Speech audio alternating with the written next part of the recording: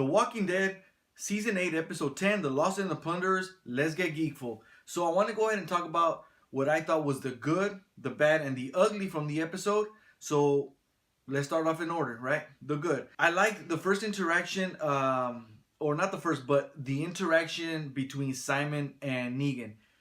Simon is really suggesting that they kill everybody from all the communities and like basically start from scratch. That's crazy talk. Of course, Negan, being the intelligent person he is, squashes that immediately. I mean, he knows that they need these people for resources. He said it himself. People are resources. What are they supposed to do when they kill everybody off? Work for everything themselves? You know, like Simon, Negan just like, he wouldn't be having that. That kind of made me think, you know, the way Negan does his business is super similar to the way the Aztecs worked.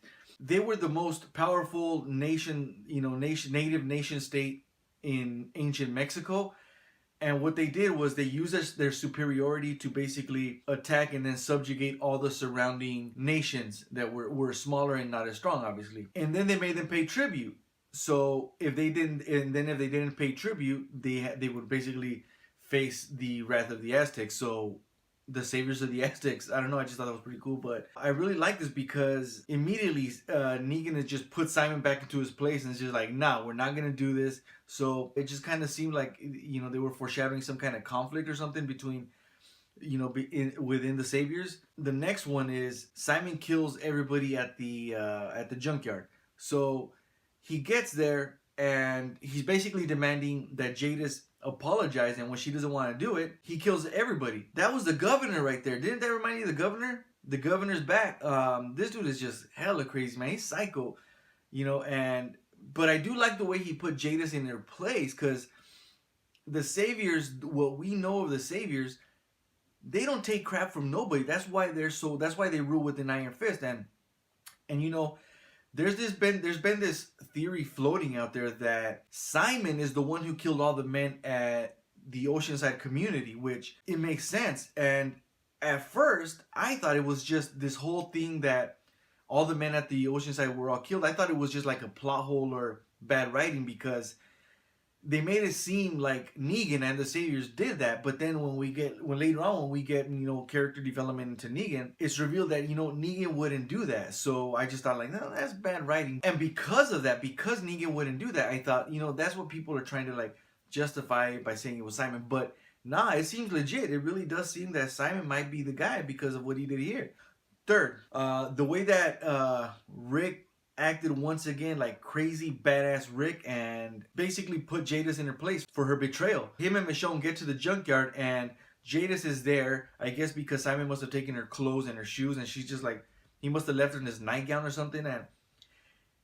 And due to the fact that Simon killed everybody else but her, she's kind of pinned down from all her Junkyard Ian friends that are all zombified. You know, that she's all pinned down, and she's basically begging Rick to help her get out, and Rick is just like, nah, bitch, this is all your fault.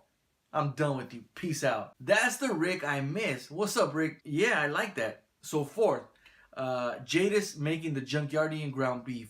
I like that because it was kind of character development for her. It kind of made me begin to feel a hint of empathy towards her because of what she had to do. She was pinned down. She's all alone. She has no shoes, her feet are all bloody, and she's looking at all her friends who she must have spent years with and probably is related to some of them, and now she has to put them all down. So yeah, I like that. However, I think that this whole thing with this character development they did for Jadis, if they don't take her nowhere, which it seems like they are, if she dies in the next few episodes, it's just gonna seem like unnecessary, and then I'm gonna go look back at this episode and just think that it was just dumb that they did this. But the fact that they did this makes me kind of think that they're gonna do something with her. So that's why I think I like this character development that they had for her. The bad, Rick calling Negan.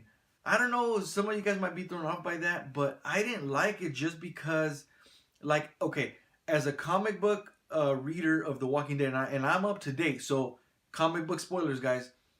I know what happens between Rick and Negan and the communities. I know what happens. And then I know what the dynamic, the relationship between Negan and Carl. So Rick calling Negan and telling him, hey, Carl's dead, and then Negan feeling bad for him, it almost looked like he wanted to cry. I liked that. But let's be honest, the vast majority of Walking Dead fans are casual fans that have never picked up a Walking Dead comic book. So, in my opinion, this whole thing of Negan kind of feeling bad for Carl, even though we've seen, and even going back to everything we've seen of Negan, I think is making the Walking Dead lose a lot of fans because they're probably just sitting there thinking like, who is this guy? I thought he was supposed to be this badass villain, but yet he's not bad. So I think a lot of people are scratching their heads, and then they're just dropping off. And not only that, even though I kind of liked it, the reason it's bad is because why does Rick call him and to tell him about Carl's card and that Carl kind of wants peace if apparently he's not going to go through with it? He's still threatening Negan, I'm going to kill you, I don't care, I'm going to kill you anyway. And then I don't even think he's going to give him the card. He told him, hey, Rick wrote you a card. But so why does he tell him if he's obviously not going to give him the card? I don't know, he might give him the card. But just based on what we got off of that scene, I thought it was kind of... Now, I don't know. Maybe later, if it's revealed that Rick kind of changes his mind, I don't know. But for now, I'm thinking this is... I didn't really like this. I just thought it was just kind of... It was kind of fan service, like a nod to us comic book readers. Like, hey, remember Carl and Negan had a good relationship? Well, yeah, Carl was dead. But hey, Negan really felt for Carl. So... yeah, I don't know. I didn't really like it. Finally, the ugly. Rick making that ridiculous spike shield to get out of the junkyard and kill the zombies. What the hell is this? Z Nation now? You know what I'm saying? Like, the first thing that I kept thinking was when he started to do that, I was thinking like, I knew what he was gonna do, but I couldn't help but think that trim would break, and it sure as hell ain't gonna be strong enough to pierce skulls. So. Yeah, I don't know, man. I just thought that was just ridiculous that they did that. Jadis making the Junkyard Ian ground beef. I know this is probably confusing a lot of you, but hear me out. I included this in part of the good only because I liked that Jadis had to go through that. But what I'm talking about, the ugly, is the ground beef itself and the grinder. Here's why. And I'm sorry, guys. I know I'm nitpicking, but it takes you out of it when you realize these things. Because as that was happening and you're seeing the ground beef stuff, the mangled, grounded down zombies, I'm thinking that machine is used to grind down and make smaller pieces of junk. It's not going to grind meat that finely. It's just not going to do it. So that took me out of it. So I don't know. Was it there was it like gore for gore's sake? I don't know. This is a zombie show. But stuff like that is just unnecessary. But the first few seasons of The Walking Dead used gore correctly. You can see that it was there not for gore for gore's sake. It was just there because, hey, this is what would happen in reality. But this was just gore for gore's sake, I think. It was just stupid. I don't know. I didn't like it. So yeah, guys. So in the end, most of the episode was enjoyable, and it didn't have any plot holes that kind of took me out of it.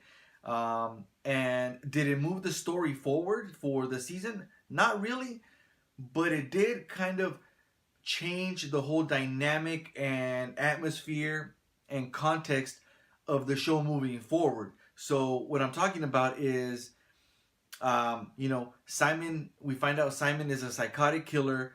Negan feels bad for Carl's death. Carl is dead.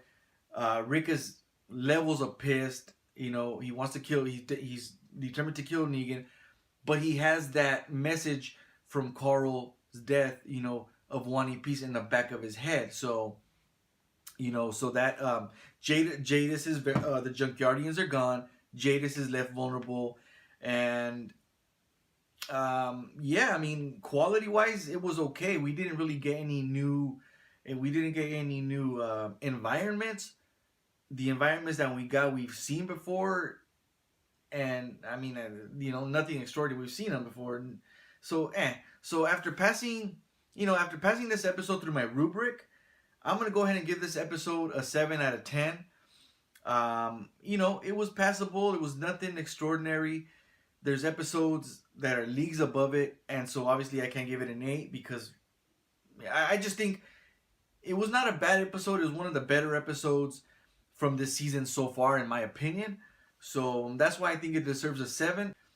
Alright guys, tell me what you guys think down below, and that'll do it for me today. If you like my video, hit the like button. If you liked it even more, subscribe, and I will see you guys later.